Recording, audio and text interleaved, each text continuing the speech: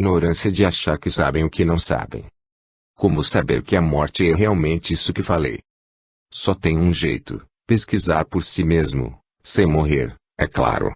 A ferramenta mais adequada para tal estudo é a saída lúcida do corpo ou projeção consciente. No entanto, até que aconteça essa experiência lúcida, você pode, por exemplo, ler e estudar sobre EQM. Por quê? Porque EQM é o tipo de projeção mais pesquisada atualmente. Muitos cientistas estão interessados em desvendar esse assunto de difícil explicação e um enigma para eles. EQM. Temos um grupo de pessoas tão gravemente doente que chegou a atingir o ponto clínico de morte, mas ainda assim eles relatam ter processos de pensamentos lúcidos e bem estruturados, com argumentação e formação de memória daquela hora. Como isso pode acontecer? Como pode haver processos de pensamentos tão lúcidos quando o cérebro está, na melhor das hipóteses, desligado e, tanto quanto pudemos medir, não funcionando? São pania. O que acontece às pessoas cuja morte clínica foi atestada pelos médicos e depois de um tempo voltam à vida? É possível voltar. Elas passam por experiências chamadas EQM ou experiências de quase morte, termo criado pelo psiquiatra americano Raymond Moody em 1975. EQM é uma experiência projetiva involuntária ou forçada por circunstâncias humanas críticas, da consciência intrafísica, comum a doentes terminais, pacientes morituros e sobreviventes da morte clínica.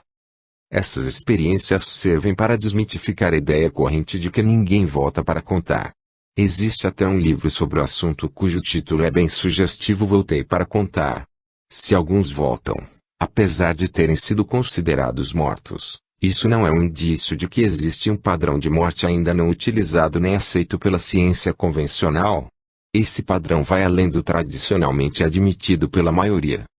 Segundo a ciência conscienciologia, é possível acontecer a volta ao corpo considerado morto porque o cordão de prata ainda não se partiu e parece que o fornecimento de energias vitais para o corpo físico ainda continua, embora não sejam detectados esses fluxos pelos aparelhos que a ciência atualmente possui.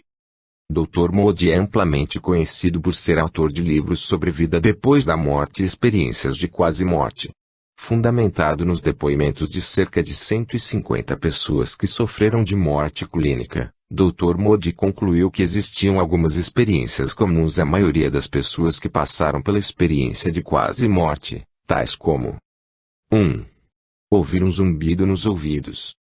Zumbidos nos ouvidos, podemos dizer, são comuns durante a decolagem do psicossoma nas experiências de projeção ou saída do corpo e também durante a sua interiorização no corpo físico. Parece que a causa principal é a decolagem ou retorno súbito da cabeça extrafísica produzindo efeitos de descargas energéticas intracranianas. 2. Um sentimento de paz e ausência de dor. A dor pertence ao corpo físico. Sem dor e experimentado que a morte não existe, a consciência sente-se invadida por essa sensação de paz e livra-se definitivamente do maior de todos os medos, o medo da morte. 3. Sentir a separação do corpo humano ou o desprendimento. Na grande maioria das experiências, a pessoa se vê flutuando ao nível do teto e nota um corpo deitado na cama. Só então reconhece, aquele é o seu próprio corpo. Essa percepção de independência em relação ao corpo doente provoca um sentimento de liberdade bastante positivo. 4. Sentir-se a viajar dentro de um túnel em direção à luz. Bulman em Aventuras Além do Corpo lança uma hipótese bastante lógica para a sensação do túnel. A dimensão física seria separada da não física por uma espécie de membrana que abre-se temporariamente para permitir a passagem da consciência e causaria a sensação de passagem pelo túnel. 5. Ver pessoas, principalmente familiares já falecidos. EQMs, na grande maioria dos casos, são recursos assistenciais utilizados para conscientizar o doente do valor do seu tempo aqui na dimensão intrafísica, de suas responsabilidades, da libertação de alguns medos ou mudança de valores. Essas experiências podem ser patrocinadas pelos próprios familiares já falecidos ou por consciências amigas e amparadoras as quais já conquistaram a capacidade e o domínio extrafísico de adquirir a aparência temporária dos entes queridos a fim de que a pessoa, que passa pela vivência da quase morte neste momento, Sinta-se mais aconchegada. É uma forma de acolhimento. Lembram-se que o psicossoma é um corpo absolutamente maleável, podendo adquirir a forma segundo sua vontade dentro da sua competência. O amparador, se necessário, pode transformar-se momentaneamente naquele parente tão amado. 6. Encontrar seres espirituais, por vezes identificados como sendo Deus. Os seres encontrados durante uma EQM dependem muito das crenças pessoais de quem passa pela experiência, bem como dos condicionamentos e do que causará impacto sobre si mesmo. Há pessoas que automaticamente imaginam, ao morrerem verão Deus. Então, qualquer ser luminoso que apareça será considerado Deus. O importante é que as crenças religiosas da pessoa, homem, mulher, criança, influenciam a interpretação da experiência da quase-morte, contudo não alteram a essência da experiência. 7. Ver na tela mental uma revisão retrospectiva do decurso da própria vida, desde o nascimento até a morte. Esse fato parece primordial para uma futura mudança de comportamento. A consciência revisa sua vida sem o julgamento de ninguém mais a não ser dela própria. Ela sabe perfeitamente se fez o que devia fazer ou não. 8. Sentir uma enorme relutância em regressar à vida. É mesmo difícil desejar voltar de um lugar onde não há dor, a uma extrema serenidade, onde não se é julgado pelos outros e se está cercado de pessoas amorosas. Para que voltar? O que nos faz realmente pretender retornar é a lembrança da nossa responsabilidade para com determinadas pessoas as quais, concluímos, não estão prontas para seguirem suas vidas sem nós, ou alguma importante tarefa inacabada. A consciência sujeita-se, por vontade própria, a voltar ao mundo físico. No entanto, não vamos criar a ilusão de que toda a dimensão extrafísica ou todas as experiências extrafísicas são assim tão boas quanto a maioria das experiências de quase-morte. As melhores EQs são geralmente patrocinadas por amparadores, portanto aquele doente precisa ter alguns méritos para receber essa ajuda, e tem objetivos específicos como a perda do medo da morte, através da percepção de que a vida continua e pode ser até melhor do que aqui. Depois de Modi e muitos outros médicos, principalmente cardiologistas, têm feito pesquisas sobre EQM. Não vou citá-los, pois seria uma longa lista. Pesquisar na internet pode ser bem mais interessante. Apenas falarei de um cientista, Sampania, cujo livro O que acontece quando morremos, traduzido para o português em 2008, me caiu nas mãos em 2009. Sampania é um cientista inglês, um dos maiores especialistas do mundo no estudo científico da morte. Ele está desenvolvendo um trabalho bastante criterioso e amplo, com a colaboração de muitos hospitais e equipes médicas. Essa pesquisa deve durar ainda alguns anos. Igual a todos os outros estudiosos dessa área, Sampania está buscando um modo de provar que a consciência sobrevive ao cérebro, o que não é fácil. A melhor prova é a vivência de cada um. Segundo o princípio da descrença usado na conscienciologia, não devemos acreditar em nada dito pelos outros, por mais sérios e bem-intencionados que sejam.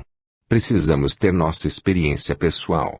Ela é que vai nos convencer definitivamente. Portanto, desenvolver e qualificar a projeção lúcida com muita saúde é a melhor saída. Quem desejar ver um filme sobre o assunto EQM pode procurar Salvo pela Luz, baseado no livro de Daniel Brinkley e Paul Perry, que trata de um caso real. A segunda é morte. Quem ensinasse o homem a morrer o ensinaria a viver. Montaigne. O nascimento e a morte possuem mecanismos muito semelhantes.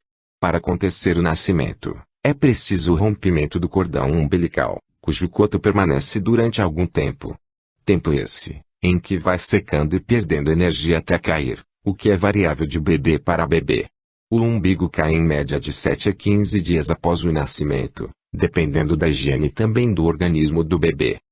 Para ocorrer a morte ou o descarte do corpo físico, primeira morte, é necessário haver o rompimento do cordão de prata, aquele que estabelece a ligação entre o psicossoma e o corpo humano.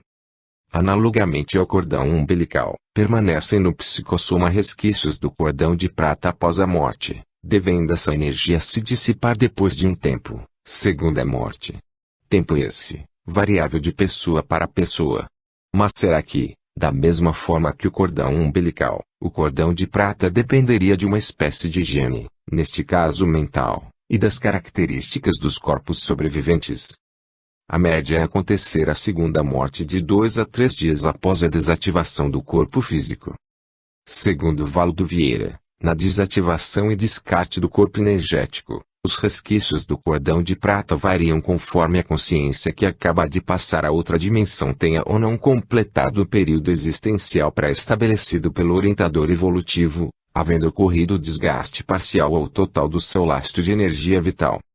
Pense, se a consciência morre muito jovem e inesperadamente num acidente de percurso, o lastro de energias é bem maior do que se morrer já idoso quando for apagando aos poucos, por exemplo.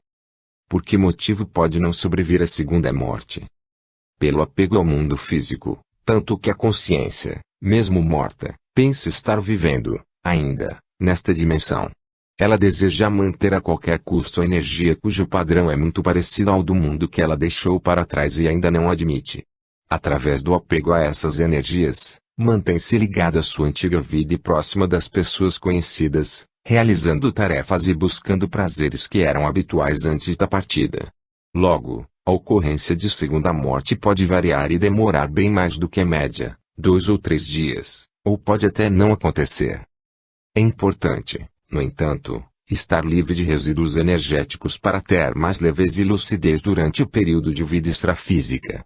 Por outro lado, uma renovação total das energias do corpo energético quando do renascimento nesta dimensão, numa próxima existência, possibilitará mais mobilidade e soltura à consciência e facilitará a saída do corpo. Se, por um lado ficam energias residuais no corpo das emoções ou psicossoma por ocasião da morte, também permanecem energias no soma, podendo essas serem dissipadas pela própria consciência através da doação lúcida ou com a ajuda de amparadores e usadas para assistência a outras consciências. Também podem ser sugadas ou vampirizadas pelas consciências extrafísicas ávidas de energia. Depende de como foi a vida daquele ou daquela que acabou de morrer e se ele tinha mais amparo ou mais assédio devido à sua maneira de pensar e sentir. A cremação ajuda a dissipar rapidamente essas energias residuais, além de não deixar o cadáver ocupando lugar nos cemitérios da cidade, já sobrecarregados. Vantagens sobre as quais vale a pena pensar. Existe, ainda, uma terceira morte, mas passar por ela é algo tão distante de mim e das pessoas em geral. Nesta morte ocorre o descarte do corpo das emoções ou psicossoma, permanecendo só o corpo mental. Quando isso ocorrer, daqui a milhares de anos, é porque nosso nível evolutivo chegou ao patamar mais alto conhecido hoje e não precisamos mais voltar a viver com o corpo físico. Pelo atual nível de maturidade e evolução da humanidade, o que você conclui? A terceira morte está próxima ou distante? A solidariedade. Podemos escolher o que semear, mas somos obrigados a colher aquilo que plantamos. Provérbio chinês. O aprendizado da solidariedade se constrói infelizmente, na maioria das vezes, como consequência das pessoas terem enfrentado o mesmo tipo de sofrimento em si mesmas ou com alguém muito próximo e querido. Este fato lhes abre os olhos e lhes dá forças para se posicionarem e mostrar às outras pessoas a maneira de encarar um acontecimento trágico. Encontram motivação para se dedicarem a determinadas causas ou determinados estudos. Longe de ser eu uma especialista no descarte do corpo físico, até porque comigo acontece algo inusitado. Nunca presenciei, pelo menos na dimensão física, o momento da morte de alguém. Sempre o desligamento acontece longe de mim. Quando os meus avós morreram, eu morava distante, meus filhos eram pequenos e por isso não fui aos funerais. Até a morte do Leandro I, depois, da minha mãe, nenhuma outra pessoa próxima de mim havia partido ainda. Mesmo nesses 2 casos, não estive presente. Sempre ocorre algo para me afastar. Por que será? Veja o que aconteceu quando Ulisses foi. Estávamos em casa e amando o melhor amigo dele, hoje já uma consciência extrafísica, foi até lá para cuidá-lo a fim de que eu dormisse um pouco. A situação estava bastante difícil para todos. Não consegui dormir, mas me recolhi em outro quarto. Ela ficou só com Lee e, segundo sua descrição, pediu mentalmente, com muita força, para que ele partisse. Em seguida ele entrou em coma. Percebi a movimentação e levantei imediatamente. Desesperada, corri e liguei para o médico. Expus a ele que o Lee não reagia mais. Perguntei se devíamos levá-lo ao hospital. Sua resposta me pareceu fria e distante. Se vocês quiserem. Meu marido e eu não quisemos entender a mensagem. Colocamos o Lee no carro e minha amiga me disse: não se preocupe, eu vou junto enquanto você fica e providencia alguém para ficar com os outros filhos. Não deu tempo de chegar ao hospital e ele já tinha morrido, portanto não sei como foi sua reação. Bem, me faltam experiências quanto ao momento da partida. Tenho, porém, algumas experiências parapsíquicas, que me permitiram entender um pouco as várias fases do processo, depois da morte. Também leio tudo que posso sobre o assunto, assisto a filmes. Há filmes cujos autores e pessoas envolvidas na sua produção certamente tiveram uma intuição de origem extrafísica para fazê-lo porque as ideias são bastante condizentes com a realidade multidimensional. Talvez tenham tido suas próprias experiências fora do corpo, buscando informações in loco. Só para citar alguns excelentes filmes: Além da Eternidade, Amor Além da Vida, Em Algum Lugar do Passado, Ghost do Outro Lado da Vida, Os Outros, Passageiros. Segundo Stephen Simon, há quem diga que, se seres de outras civilizações ou dimensões estivessem tentando nos ajudar a evoluir, eles usariam o entretenimento como sua principal ferramenta de ensino. Acho uma ideia bastante lógica. Isso atingiria milhares de pessoas ao mesmo tempo. Difícil é esses amparadores, os seres de outras dimensões referidos, encontrarem alguém disposto a apostar num tema tão polêmico, múltiplas existências e múltiplas dimensões, dentro de um realismo razoável e inteligível para a maioria das pessoas. Através de todos os meios possíveis, quero me capacitar para, no momento em que as pessoas necessitarem de mim, estar apta a esclarecer e apoiar. Talvez, por isso atraio determinados seres humanos. Vou dar 2 exemplos, mas poderia dar muitos mais. A pessoa que trabalha comigo desde 2002 é uma senhora que, pouco tempo depois de conseguir esse emprego, sofreu um grande revés na vida. Seu único filho foi assassinado. Ela perdeu o chão, mas ao seu lado estava alguém que também havia passado pela perda precoce de um filho e tinha vivências para compartilhar. Pude mostrar a ela o que já havia descoberto e me trouxera tranquilidade ao coração. Era a sustentação anunciada por ela para ir assimilando os fatos. Alguém acha que foi mero acaso? Outro episódio: numa das vezes que viajei a Passo Fundo, fiquei sabendo por uma tia, na festa da formatura de um dos meus sobrinhos, que uma de minhas primas estava internada no hospital desde aquela tarde, pois havia suspeitas de um tipo grave de câncer. Nenhuma das minhas irmãs ainda sabia do caso. Na manhã seguinte, fui até o hospital. Eu não tinha muita intimidade com essa prima, pois, nos últimos anos, nos víamos muito pouco, principalmente pelo fato de morarmos em cidades diferentes. Eu estava ciente do que acontecera a ela nos últimos meses, tempos difíceis, pois seu irmão mais velho, que morava em São Paulo, havia morrido um mês antes e ela é quem cuidara dele no período da doença. De repente, era ela que estava ali, também muito doente, o que devia afetá-la profundamente. Cheguei ao hospital, começamos a conversar e os assuntos fluíam tão naturalmente que, pelo visto, estava armado um cenário, ou melhor, estabelecido um clima próprio a fim de discutirmos determinados temas, os quais poderiam trazer a ela um pouco de tranquilidade para seu período final de vida.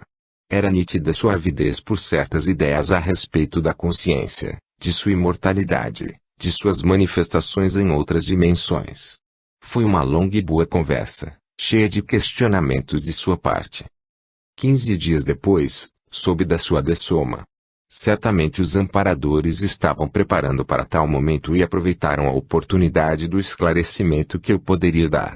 Espero ter contribuído para amenizar seus medos e dar-lhe um pouco de tranquilidade através das minhas experiências. São inúmeros os casos de pessoas que se aproximam de mim, ou para as quais sou impelida, no momento difícil de enfrentamento da morte. Alguma razão deve existir. Preparando-se para partir. Mesmo que não possamos descobrir as razões, o simples fato de saber que qualquer relacionamento pode ser uma intersecção de objetivos espirituais abre nossos olhos para o potencial significado dos menores encontros que cruzam nosso caminho. Carol Bowman. Que existem interligações entre as dimensões está claro para nós. Agora vamos aprofundar um pouco mais sobre esses acontecimentos paralelos no que se refere aos preparativos para a morte. Antes, porém, gostaria de fazer uma justificativa. Está mais do que na hora de parar de usar a palavra morte. Ela é inadequada, dá uma falsa impressão, remete ao fim de tudo. De agora em diante, usarei somente a expressão de soma, afinal, você já conhece a teoria dos 4 corpos de manifestação da consciência, sendo o soma apenas mais um, o menos duradouro, o descartável a cada vida. Então, no momento que me desvencilho dele ao modo de uma roupa que não serve mais, isto se chama dessoma, um neologismo criado para o descarte do soma. Pense comigo, não seria muito bom disseminar essa palavra para trazer um novo sentido, uma nova conotação ao fato da nossa partida para outra dimensão? Quem sabe se cada um começasse a usá-la sem preconceito, ela se espalharia por aí melhorando a imagem da morte. Agora podemos falar de paralelidade. Desenvolvi essa ideia através de algumas experiências. Minha hipótese é de que pode existir uma fase preparatória para a dessoma ocorrendo paralelamente nas dimensões física e extrafísica. Ela não deve acontecer a todas as pessoas, por vários motivos, mas a algumas, ao que tudo indica, sucede. Alguns indivíduos, por exemplo, os adeptos do risco, da adrenalina, podem morrer antes do previsto e não há sequer tempo para preparações. Acidentes de percurso acontecem a toda hora. Para outros, falta méritos a fim de receberem ajuda de um amparador que lhes facilite a tarefa. Pergunto, a fase de capacitação para a dessoma seria um mecanismo semelhante ao da ressoma, renascimento, ou seja, a passagem de algumas pessoas por cursos preparatórios para dar esse passo? Vejo você aí questionando e pensando, afinal, ela não explicou sobre esses cursos antes da ressoma, como posso saber se é um mecanismo semelhante? Vou explicar. Depois do descarte do soma, primeira dessoma, e do corpo energético, segunda dessoma, o que não acontece com todas as pessoas, algumas consciências frequentam cursos na dimensão extrafísica. Cursos esses chamados de intermissivos porque ocorrem entre duas vidas intrafísicas, isto é, acontecem num período entre uma missão e outra executadas aqui na dimensão física. Realizam-se aulas teóricas e práticas com o objetivo de habilitar a consciência para que ela consiga elaborar um plano e executar da melhor forma, com maior nível de completude a sua tarefa na próxima vida na Terra. O que é necessário para alguém se candidatar a um curso desses? Primeiro, apresentar clareza suficiente para entender o que lhe passou, a dessoma, onde se encontra e apresentar um nível razoável de maturidade. Esses cursos têm níveis diferentes, da mesma forma que aqui na Terra existe desde o maternal até o pós-doutorado. E é claro, há ressomas compulsórias, que independem de cursos preparatórios porque falta às consciências um nível mínimo de atributos para entrar nessas escolas. Nos períodos intermissivos, elaboramos os planos de vida detalhadamente, depois voltamos aqui na Terra para cumpri-los. Quando retornamos à dimensão extrafísica, o passo mais lógico é a. Primeiro, a avaliação do quanto concluímos, o percentual efetuado das atividades programadas, o balanço enfim. B. Segundo, a análise de acertos e erros e quais as causas do não cumprimento. C. Terceiro, iniciar a nova programação onde teremos outra chance de completar nossa tarefa quando portarmos um novo corpo. Escrevi sobre o período que antecede a ressoma para fazer ver de que modo as coisas são organizadas e amparadas quando estamos em casa, dimensão extrafísica, preparando-nos para voltar à Terra. Não é de supor que, da mesma forma, quando estamos na dimensão física tudo seja muito bem calçado para o nosso retorno ao lar. É aí que gostaria de chegar. Penso que, durante certo período, não sei precisar quanto tempo antes, pois é muito específico para cada consciência, começam as ações práticas prévias para a volta à dimensão extrafísica, o que acontece tanto numa dimensão quanto na outra, paralelamente. Se existem cursos preparatórios para a retomada de um soma, por que não existiriam cursos ou treinamentos para aprender a descartá-lo e preparar a volta para casa? Pois na maioria dos casos, conscientemente, não planejamos mais voltar, tampouco nossos parentes querem permiti-lo. A cada vida que estabelecemos raízes no planeta Terra, esquecemos nossa origem e muitos desejam a vida eterna aqui, neste planeta que aparenta ser o único local para se viver. Através de alguns exemplos ficará mais claro onde pretendo chegar, porque você ainda não sabe de que tipo de preparação estou falando. Psicodrama extrafísico. Somente explorando além dos limites físicos podemos chegar a compreender a nossa própria essência do nosso universo. William Bulan. Vamos pensar uma coisa: mais da metade da humanidade até acredita que a consciência não se extingue após a morte, mas quantos sabem exatamente de onde vieram e para onde irão quando deixarem seu corpo físico? Será que toda essa gente vai ficar perdida, sem ajuda nesse processo de volta para casa? Minha experiência parece dizer que não. Precisamos ser relembrados da nossa verdadeira procedência. Necessitamos de informações para uma dessoma preparada e assistida e com mais liberdade em relação aos nossos pares evolutivos que ficam, ainda, por aqui. Na maioria das vezes, precisamos ser lembrados de fazer nossos acertos de conta em nosso aprendizado, porém sem sermos intrafisicamente conscientes de que estamos voltando para casa. Muitos não aguentariam a ideia da dessoma tão próxima.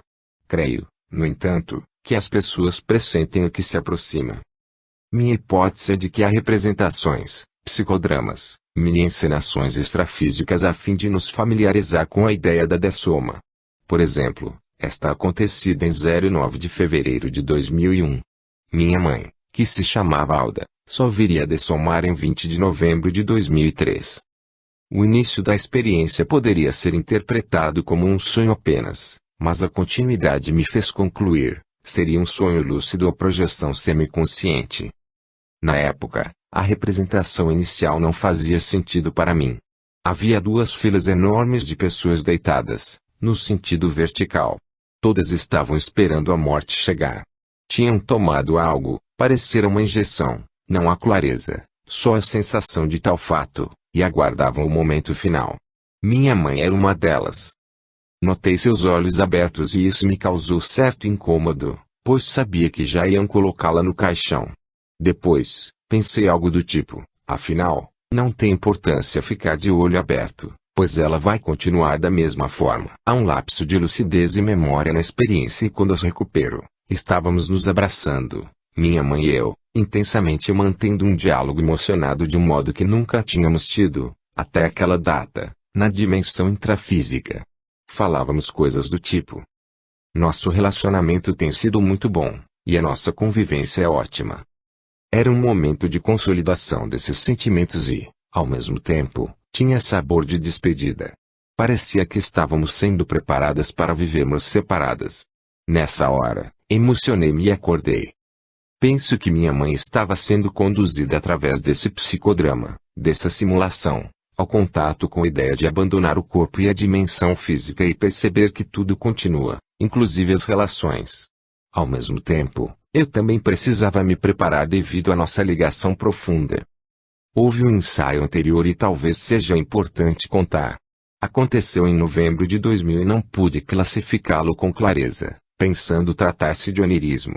Temos de levar em conta que, às vezes, ocorrem experiências projetivas com simbolismos para facilitar o entendimento e se gravar melhor os fatos através de associações de ideias.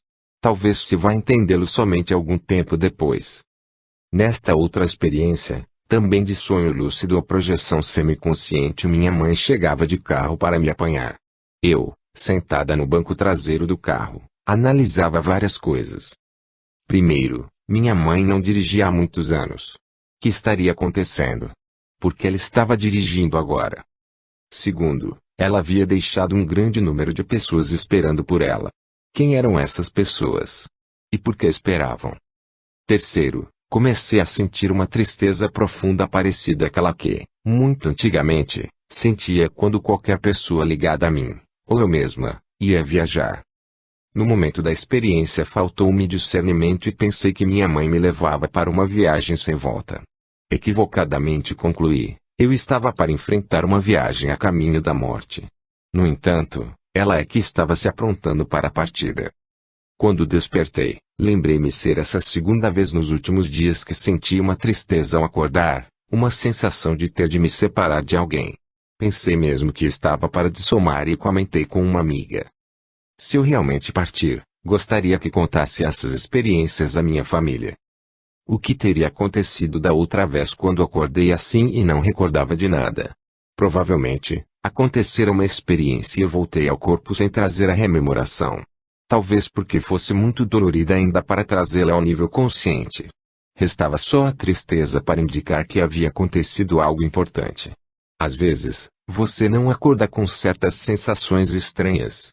Pode ser uma tremenda euforia, uma leveza e vontade de cantar e dançar. Faz sentido para você a ocorrência destas experiências preparatórias rememoradas ou não? Preparo intrafísico.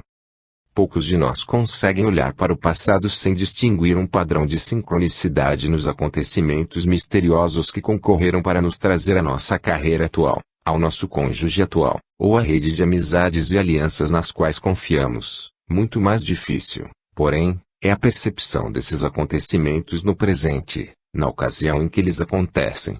Já vimos que as coincidências podem ser impressionantes, mas também podem ser muito sutis e fugazes, e assim facilmente descartadas como mera casualidade, como mandava a antiga visão materialista. James Hetfield. Concomitantemente ao preparo extrafísico para o momento da partida desta dimensão, tenho muita clareza a respeito de certos fatos acontecidos na dimensão intrafísica que foram importantíssimos para calçar a passagem da minha mãe para o outro mundo. Por exemplo, o exercício do desapego aos bens materiais. Meus pais moravam sozinhos num apartamento de 3 quartos, com peças amplas, cuja sala possuía um pé direito duplo no centro devido à grande inclinação do telhado. O acabamento com forro e vigas de madeira e a bela lareira faziam parecer uma casa e não um apartamento. Era aconchegante, bastante iluminado, pegava muito sol. Porém, ficava no 3º andar e o prédio não tinha elevador, embora as escadas fossem ótimas, largas, bem arejadas. Não era adequado para pessoas que estavam envelhecendo e meu pai já apresentava dores nos joelhos. Minha mãe resolveu mudar. Compraram um apartamento de 2 quartos, bem menor que o outro. Com isso ela resolveu se desfazer de muitas coisas antigas guardadas. Fotos, por exemplo, algumas ela colocou fora, fez uma farta distribuição de outras entre os filhos. Quanto a roupas, objetos, móveis, resolveu manter só o necessário e de preferência tudo novo ou repaginado. Um apartamento bem mais clean. Modificou tudo o que pôde. Nem sempre as pessoas da terceira idade conseguem desfazer-se das coisas materiais com facilidade. Essa atitude parece sinalizar uma eficiente técnica que ela conseguiu aplicar para o exercício do desapego, tão importante nessa passagem para outra dimensão. Depois da mudança, fraturou o braço direito e enfrentou muita dificuldade para que o osso calcificasse. Colocou gesso, tirou e o osso não colou. Ficou um tempo só com fisioterapia. Colocou gesso novamente, mais fisioterapia. Foram vários meses sem que pudesse utilizar o braço adequadamente. Enquanto isso, meu pai necessitou aprender a fazer todo o serviço de uma casa porque a faxineira vinha só uma vez por semana. Tarefas como limpar, lavar roupa, passar, cozinhar e até a fazer pão caseiro que ele tanto gostava, tornaram-se habituais. Aprendeu a fazer doces maravilhosos e continua até hoje a fazê-los para todos os filhos: ambrosia, sagu, doce de abóbora, doce de laranja azeda, fios de ovos, pêssegos em calda. Durante mais ou menos um ano antes de dessomar, ela foi a mestra nessas artes. Ele aprendeu a ser independente mais, uma forma de agradar filhos e netos através de seus doces. Também, uma maneira de preencher o tempo, pois ele não é um homem possuidor de hobbies. Dedicara-se inteiramente ao trabalho durante toda a vida. Estava agora mais preparado para viver sozinho. Na época, parecia apenas um grande transtorno o fato de minha mãe ter quebrado aquele braço, mas foi um passo fundamental para apoiar a sua despedida desta vida. Quantas consciências têm aprendizados assim? Claro que muitas, porém não se dão conta do que isto pode representar. No ano em que minha mãe dessomou, resolvi comparecer ao aniversário dela. Há alguns anos não passávamos esta data juntas e estava sentindo um forte desejo de ir a Passo Fundo, cidade onde meus pais residiam. Embora estivesse assoberbada porque era semana de provas na faculdade, Tudo deu certo para que eu pudesse viajar.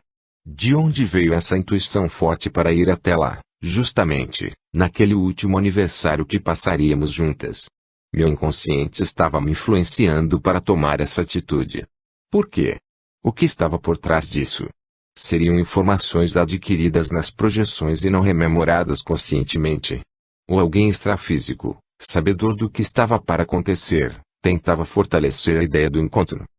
Outro fato considerado, por mim, um marco deste seu último ano, em outubro de 2003, portanto, um mês antes da dessoma, minha mãe veio a Porto Alegre e resolveu hospedar-se na casa de meu irmão. Fato este inédito porque, desde minha volta à cidade em dezembro de 1993, ela nunca mais havia ficado lá.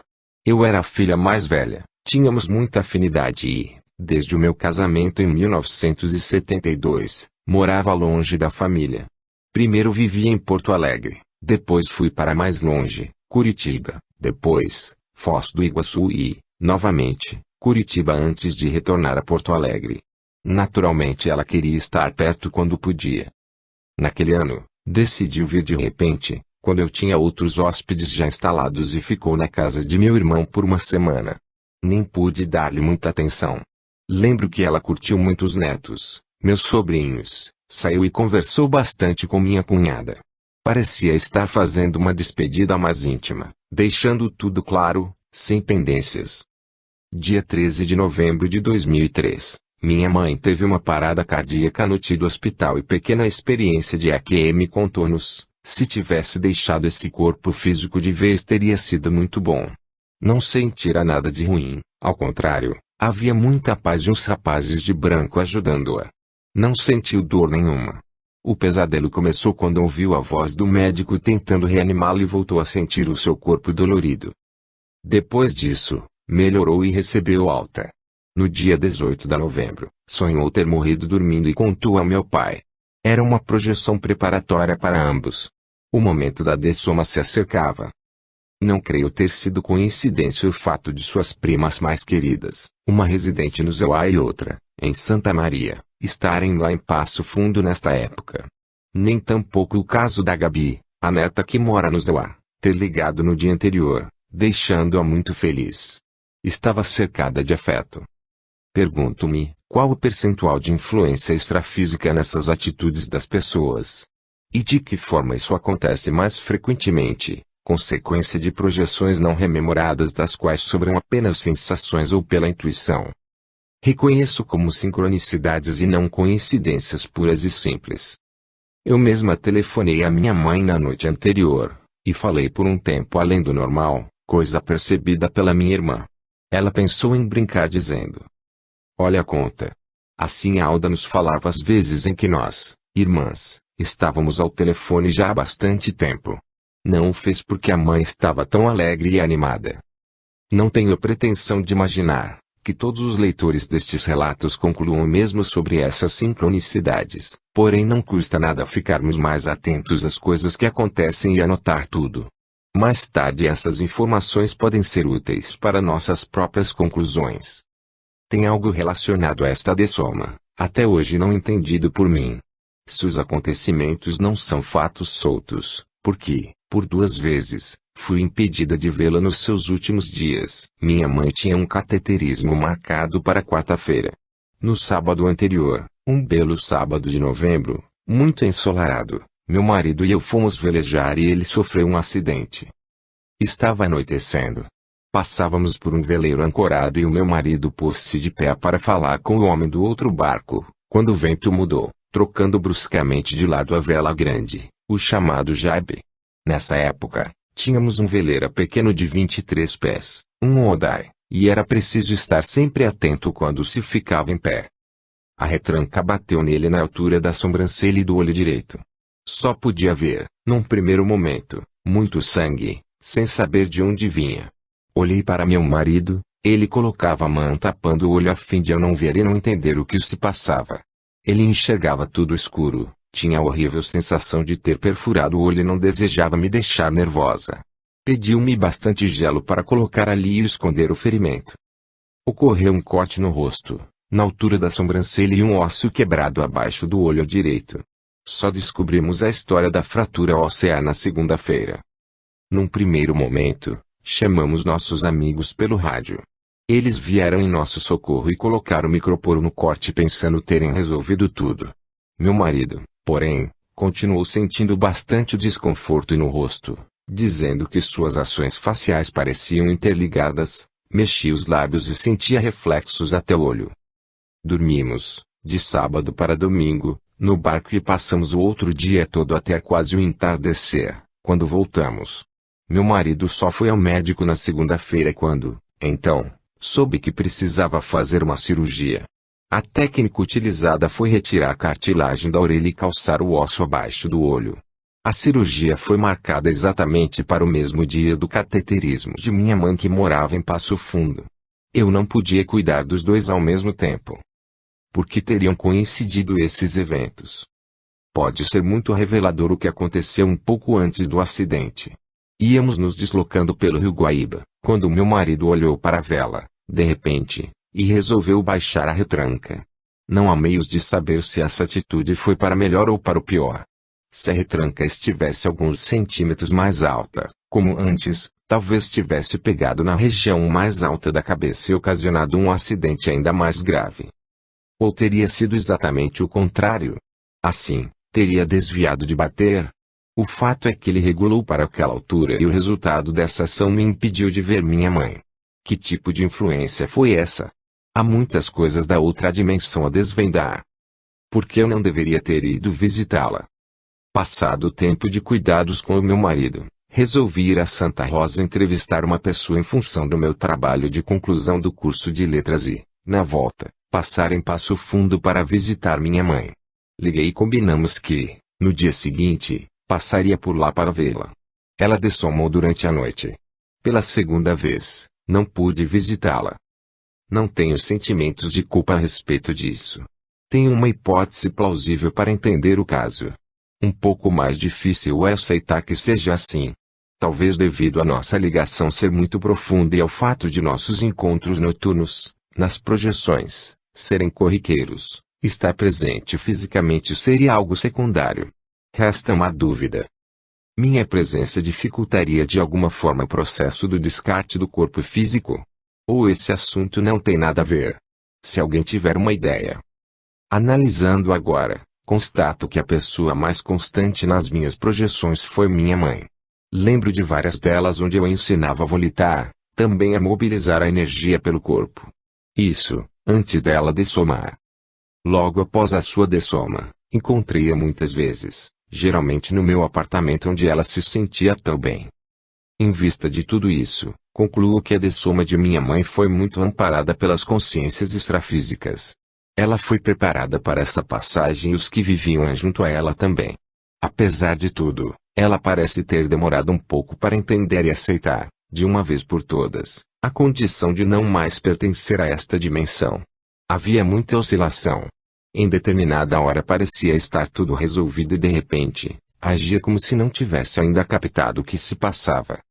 Parece um pouco incoerente, porém meu conhecimento a respeito da vida extrafísica ainda não me permite levantar hipótese melhor que esta. A estabilidade, para algumas pessoas, demora um pouco mais para se firmar devido à dispersão. Acontece o mesmo conosco na dimensão física. O pensamento voa solto, cria imagens mentais à vontade até retomarmos a concentração ao que estávamos fazendo, o que dificulta o aprendizado. Usamos a nossa imaginação sem dar rédeas a ela? Sem direcioná-la positivamente. Lamento dizer, não mudamos nada pelo fato de vivermos sem o corpo físico. A nossa essência, nossa maneira de ser continua intacta. Aí está a razão da dificuldade para se entender as experiências com as pessoas queridas que dessomaram. Em determinado momento estão bem, há lucidez para sua condição e de repente estão fazendo tanta bobagem que nos decepcionam. Perguntamo-nos: será que regrediram? A melhor das possibilidades é, não o fizeram. Apenas estão em um momento de atenção saltuária, disperse seus pensamentos povoados de fantasias. Vamos analisar os fatos baseados em cada um de nós. Qual é o tempo que conseguimos ficar concentrados, raciocinando sobre determinado assunto sem desviar nossa atenção para algo sem ter absolutamente nada a ver com o assunto principal. Ficamos devaneando, criando imagens.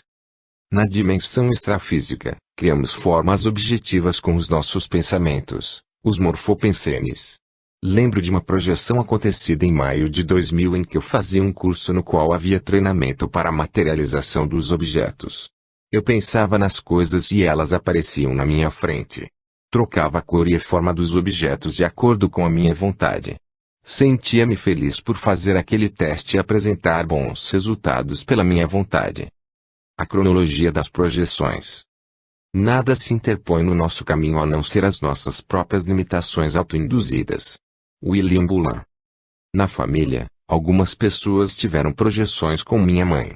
Quem mais experiências apresentou foi um sobrinho e minha filha. Porém, a mais perturbadora delas foi uma vivida por alguém de fora da família, mas que apresentava um grande vínculo de amizade e respeito. Uma senhora que trabalhou mais de 15 anos de faxineira na casa de meus pais. Minha mãe dissomou dia 20 de novembro e, logo no início de dezembro, essa senhora teve uma projeção, ela chamou de sonho, na qual foi trabalhar na casa de meus pais. Lá chegando, tocou a campainha e minha mãe veio abrir a porta.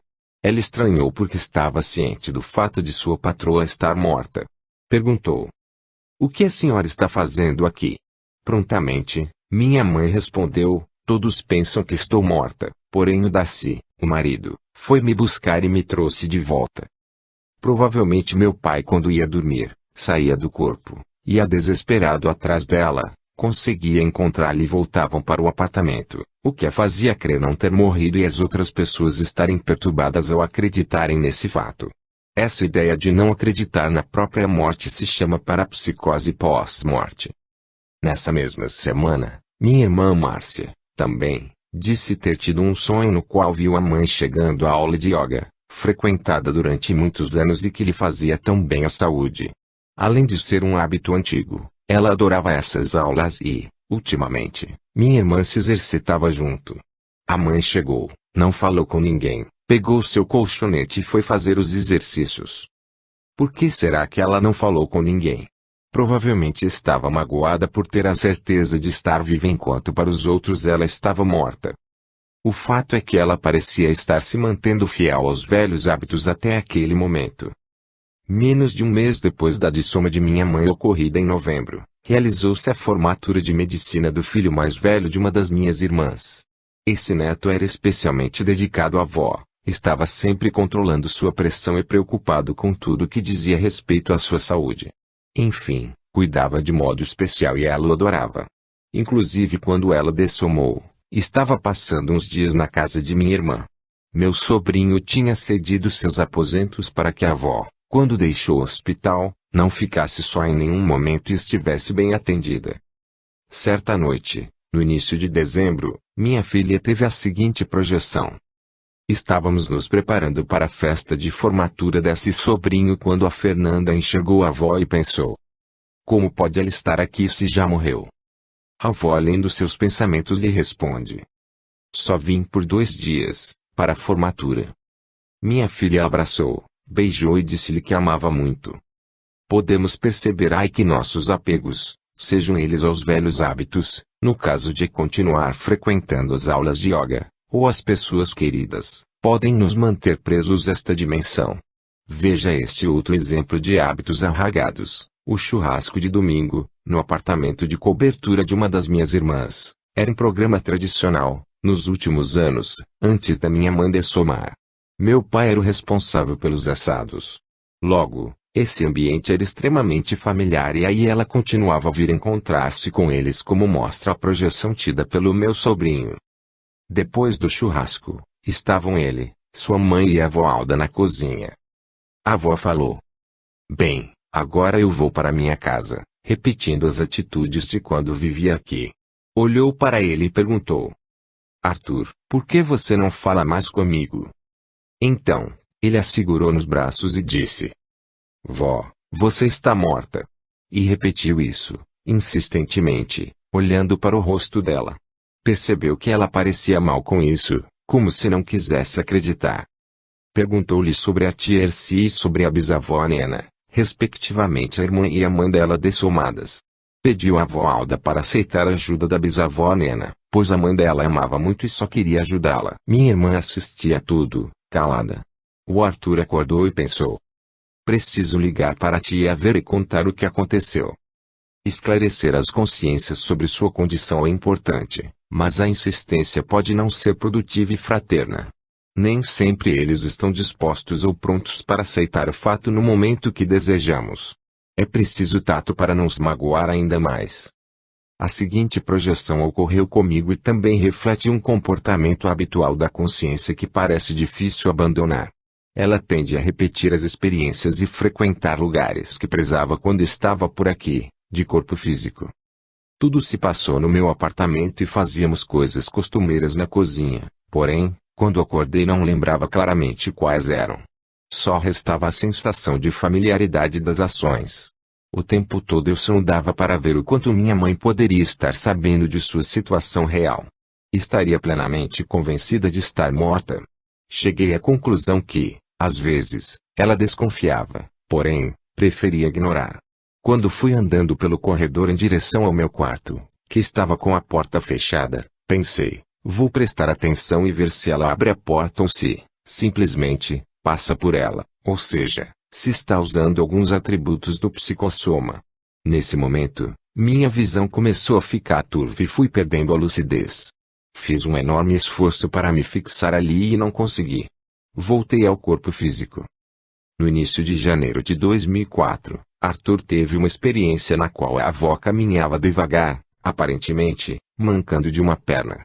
Ele acreditou estar sonhando porque aquela consciência não parecia ser verdadeiramente a avó e, também, pelo fato de apresentar esse problema não existente quando estava viva. Concentrou-se, então, em acordar para contar o sonho à tia Vera. Na mesma experiência, a seguir, eu teria conversado com ele e o aconselhado a voltar e dizer a Alda que todos amávamos, mas que ela não deveria ficar presa aqui conosco e sim, partir para sua verdadeira casa ou sua verdadeira procedência. Arthur, pensando estar acordado no momento do diálogo com a tia, fechou os olhos, ou melhor, os para-olhos, pois, de acordo com seu raciocínio, só encontrava a avó quando estava dormindo. Logo a seguir, de fato, a encontrou. Abraçando-a afetuosamente falou: todos nós a amamos muito, mas a senhora deve prosseguir a sua jornada, não deve ficar presa aqui. Ele seguiu a orientação da tia. Alguns pontos a serem comentados. 1. Arthur, na experiência, acreditava que acordava e dormia pelo fato de abrir e fechar os olhos, não os olhos físicos. Comigo, sua tia, ele pensara ter um diálogo na dimensão física, já que eu me encontrava viva e com a avó, na dimensão extrafísica, pois ela estava morta. Tudo questão de condicionamento. Estávamos todos na dimensão extrafísica, nos manifestando com o mesmo veículo, psicossoma. Ela, porém, não tinha mais o cordão energético que a ligava ao corpo físico e nós tínhamos porque só estávamos projetados. Essa era a diferença entre nós. 2. Interessante ver o carinho que todos os filhos e netos tinham por essa avó. Era algo fora do comum. Devia ser uma pessoa com muitos méritos para ser assim tão amada. Quando li as projeções do meu sobrinho enviadas por e-mail, questionei-me se estávamos usando a estratégia certa. Estávamos sendo assistenciais com Alda? Não parecia. Se a técnica não funcionar até aquele momento, e já fizéramos tantas tentativas, estava mais do que na hora de revermos nossa postura. Quem sabe, em vez de ficarmos tentando esclarecê-la à força, deveríamos pensar em somente exteriorizar muita energia amorosa, com boa intenção e convocar os amparadores dela e os nossos, deixando eles fazerem o que fosse melhor para todos. Combinamos ocupar bastante nossa mente durante o dia com essa ideia e acertar mentalmente com o amparador a nova técnica. Ainda durante o mês de janeiro, esse mesmo sobrinho tem outra projeção. Ele e sua mãe estão no seu apartamento e a Alda está no terraço, tomando sol. Regiane comenta com o filho: não sei o que fazer com a minha mãe porque ela não aceita o fato de ter morrido e continua fazendo as coisas como se estivesse viva. Regiane, então pergunta a sua mãe, na tentativa de fazê-la entender os fatos ocorridos: mãe, Você ainda toma os remédios para asma? Parei com quase todos. Às vezes eu faço nebulizações. O curioso disso é que alguns dias antes Rejane, minha irmã, e eu estávamos caminhando, na dimensão intrafísica, quando surgiu o assunto da dessoma da mãe. Eu disse ter preocupações pelo fato de pensar que a mãe poderia estar sofrendo devido à parapsicose, bastante comum após a dessoma. As consciências, sem perceber que morreram ou na ignorância dos atributos do corpo em uso, podem continuar padecendo de malhas pertencentes ao corpo físico. É uma questão de condicionamento. Veja você, alguns resquícios da doença ainda permaneciam. Ela quase não tomava mais remédios, mas ainda havia algo, pois ela fazia nebulizações de vez em quando. Também foram mais ou menos uns 30 anos de sua vida sofrendo de asma. Era uma informação profundamente enraizada. Voltando à projeção, depois que ela falou das nebulizações, ocorreu uma troca de ambiente. Estavam numa sala, o Arthur, de pé, a Alda e a Rejane, sentadas em meio a uma plateia. Arthur perguntou para Alda: "Você não tem visto Leandro Wattier-se recentemente?" Na ordem, o neto e a irmã também dessomados. Não. Era mais uma tentativa de fazer a dessomada entender a sua situação. Parece que novamente não surtiu efeito, pelo menos no momento. Alguma coisa deve permanecer na memória e ajudar no futuro. Na continuação dessa experiência tão rica, Arthur e Rejane fazem um plano para ver se trazem lucidez esta consciência tão querida. Minha mãe usava marca-passo e, na época havia menos informações e mais receio quanto ao uso de celulares por quem fosse portador desses aparelhos eletrônicos. Até hoje ainda existem certas restrições ao uso do celular por pessoas com marca-passo. Por exemplo, mantê-lo a uma distância superior a 15 centímetros do marca-passo e usá-lo no ouvido contralateral, além de não portá-lo próximo ao gerador. O fato é que ele pode causar algumas interferências do tipo inibição transitória. Minha mãe procurava evitar o uso de celulares. O plano, então, era o seguinte: o neto caminha com a avó pela rua e a mãe dele liga para o seu celular. Arthur, então, passa o telefone para Alda dizendo: "A ligação é para a senhora." A avó atende, e quando começa a falar, Arthur a lembra do marca-passo e que não deveria usar assim o telefone celular. Ela parece ter tido um choque, no momento do aviso. Logo a seguir cai dizendo que o coração parou. Arthur vê outro corpo extrafísico saindo do corpo que ela estava portando. Segundo suas observações, este veículo era muito bonito, irradiava forte luminosidade e apresentava feições bastante serenas. Seria-lhe o psicossoma sutilizado, livre das energias do holochakra deixadas para trás? Seria a segunda dessoma? É uma boa hipótese. As projeções com a Alda continuaram por mais um tempo, geralmente com a Fernanda, minha filha, e o Arthur. As últimas relatadas foram em 2006. Quanto aos outros membros da família, nunca se tocou no assunto projeção, que não significa a inexistência de experiências projetivas. Pode até ser que, ao tomarem contato com esse livro, lhes venha à memória algumas experiências que desejem partilhar. No primeiro mês de 2006, a Fernanda teve uma projeção na qual conversava com a avó e outras pessoas não conhecidas na vida intrafísica, sentadas em uma sala. De repente, alguém pergunta: "Alda, por que não foste em tal lugar?" O nome do lugar foi esquecido ao acordar. "Não fui porque era muito longe e precisava pegar o ônibus." Fernanda estranha, pois tinha plena consciência de que a avó sabia estar dessomada e, portanto, poderia usar dos atributos do psicossoma. Então, a questiona: "Vó, não lembra o que a Vera lhe dizia sobre volitar em vez de andar? Aqui tudo é igual ao físico." A neta, então, faz demonstrações de volitação para as pessoas ali reunidas, as quais ficam olhando admiradas. Diz, também, que é só pensar e a gente vai para o local escolhido. Dá demonstrações disso desaparecendo do ambiente. Quando volta, comenta ter ido à Austrália. Todos parecem ficar surpresos. Percebe-se que a neta projetada tinha a lucidez quanto aos atributos do psicossoma e a avó os tinha esquecido, pelo menos naquele momento. Saber sobre projeção e fazer um treinamento ainda nesta dimensão, possibilita que prestemos assistência aos que dissomaram ensinando-lhes sobre novas ideias ou auxiliando-os na recuperação de conhecimentos já adquiridos, quando passam por períodos de baixa lucidez. Essa é uma das utilidades da projeção lúcida da consciência.